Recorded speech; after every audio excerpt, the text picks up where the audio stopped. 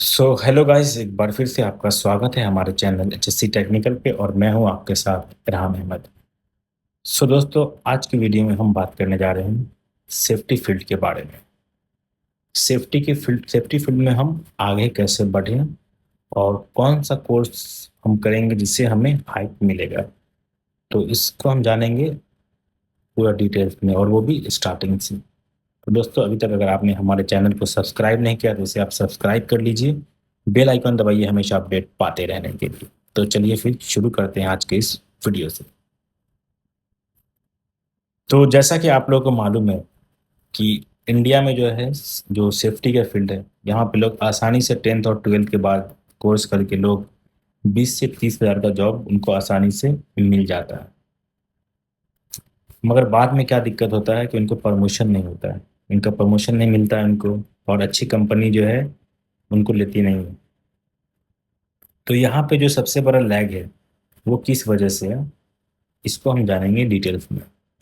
सबसे पहला कि आपका जो नंबर, जो फर्स्ट है, जो कोई भी कंपनी आपका पहला देखेगा कि आपने, आपका क्या क्या क्वालिफिकेशन है, खासकर एकेडमिक क्वालिफिकेशन। एकेडमिक क्वालिफिकेशन आपने, आपका क्या है। अब बहुत सारे ऐसे लोग हैं जो 10th या 12th करने के बाद सेफ्टी डिप्लोमा करते हैं, तो उन्हें लगता है कि हम डिप्लोमा हो गया मेरा। अगर हम उनसे पूछते हैं कि आपका क्वालिफिकेशन क्या है, तो सर मेरा मेरा डिप्लोमा है। तो ऐसा बिल्कुल भी नहीं है।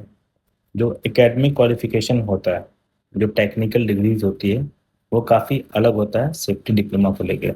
तो खासकर यहाँ पे एक चीज़ का ध्यान देना है कि आपका जो है मस्ट वो क्वालिफिकेशन है। कोई भी कंपनी अगर सबसे पहले चेक करती है, वो देखती है कि आपका एकेडमिक क्वालिफिकेशन क्या है। तो मिनिमम एज पर BOCW अगर आप देखेंगे तो जो क्राइटेरिया है मिनिमम वो है BSc।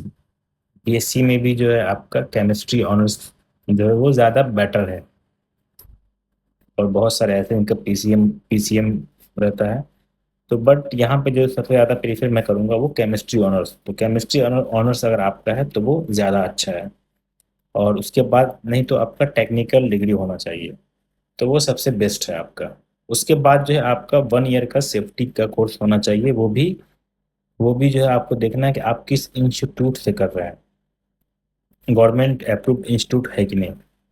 अब बहुत सारे ऐसे अभी अभी बहुत सारे इंस्टीट्यूट जो है खुला हुआ है, जैसे जमशेदपुर है, और बिहार में भी बहुत सारे जगह पे है, यूपी में भी है। अब तो हर जगह, मतलब अगर देखा जाए तो हर स्टेट में और लोगों ने अपना अपना इंस्टीट्यूट खोल रखा है। तो मैं आपसे यही रिकमेंड करूंगा कि आप जहाँ से भी कोर्स करें, आप सबसे पहले देख लें कि वो गवर्नमेंट से अप्रूव्ड है कि नहीं। जैसे फॉर एग्जांपल, अगर आप जाएंगे आंध्र प्रदेश तो वहाँ एक बोर्ड है जो स्टेट टेक्निकल बोर्ड है। अगर आपने वहाँ से किया तो वो आप कहीं भी जॉब कर सकते हैं। अब महाराष्ट्र है, महाराष्ट्र में एक बोर्ड है MSBT। अगर आप वहाँ से करते हैं तो वो आपके लिए और ज़्यादा बेटर है। अगर बिहार में है तो बिहार में आपको इंडस्ट्रियल ट्रेनिंग करके मैन एंड वुमेन, वो भी गवर्नमेंट का है। अगर आप वहाँ से करते हैं तो वो आपके लिए और ज़्यादा बेस्ट है। अगर आपने बीटेक किया है या अगर आपने BSc किया है तो आपके लिए और सबसे बेस्ट जो है वो है RLI। आप वो भी कर सकते हैं। अगर आपका ADIS हो गया तो आप PDIS कीजिए, उससे और ज़्यादा आपको हाइप मिलेगा। सेफ्टी फील्ड में आप जितने जितने क्वालिफिकेशन करते रहेंगे उतना उतना ज़्यादा आपको हाइप भी मिलेगा। मगर सवाल ये है कि आप सही इंस्टीट्यूट से करें। जो सबसे पहला स्टेप है ADIS का, जो advance advance diploma industrial safety का, तो आपको खासकर देखना है कि गवर्नमेंट से ही अप्रूव्ड होना चाहिए, आप वहीं से कीजिए। आप कोई NGO अप्रूव्ड से मत कीजिए। जहाँ पे आप जाएंगे आपको 3 महीने कोर्स कराएंगे और आपको सर्टिफिकेशन मिल जाएगा और आपको जॉब पे भेज दिया जाएगा।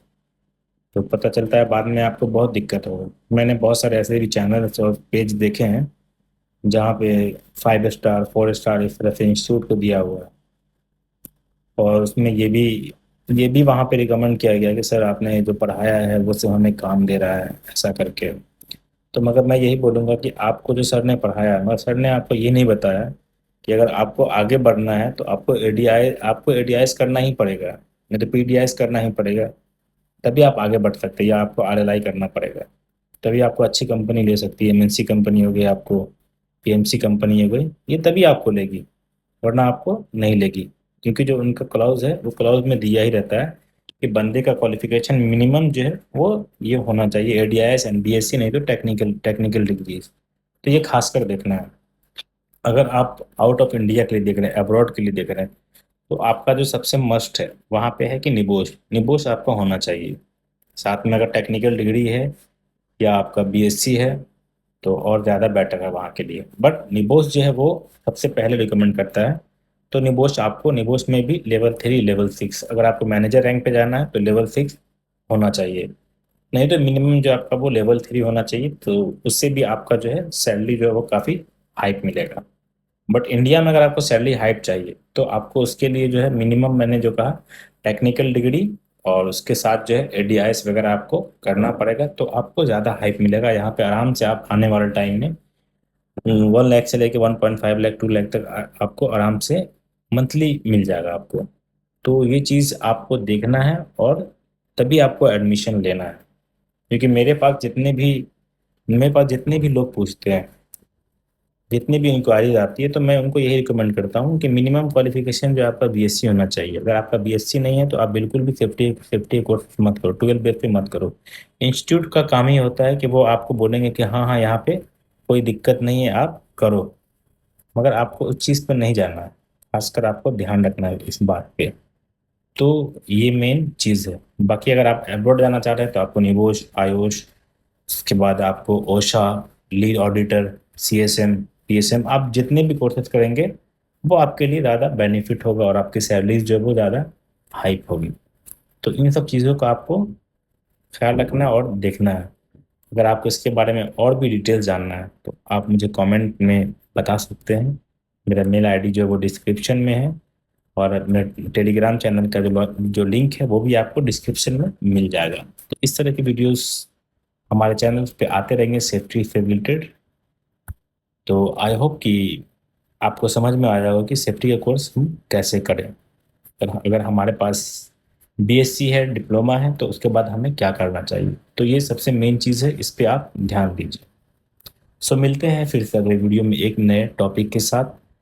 बाकी आप हमारे पेज पे जुड़े रहें, फेसबुक पेज पे खासकर, जहाँ पे आपको डेली डेली हर तरह का वहाँ पे आपको पोस्ट मिलेगा। आपको डॉक्यूमेंट्स के रिगार्डिंग, आपको बुक्स के रिगार्डिंग, आपको आपको जिस चीज़ के लिए भी आपको वहाँ पर अगर चाहिए तो आप वहाँ पे रिकमेंड भी कर सकते हैं, आपको मिल के भी मिल जाएगा।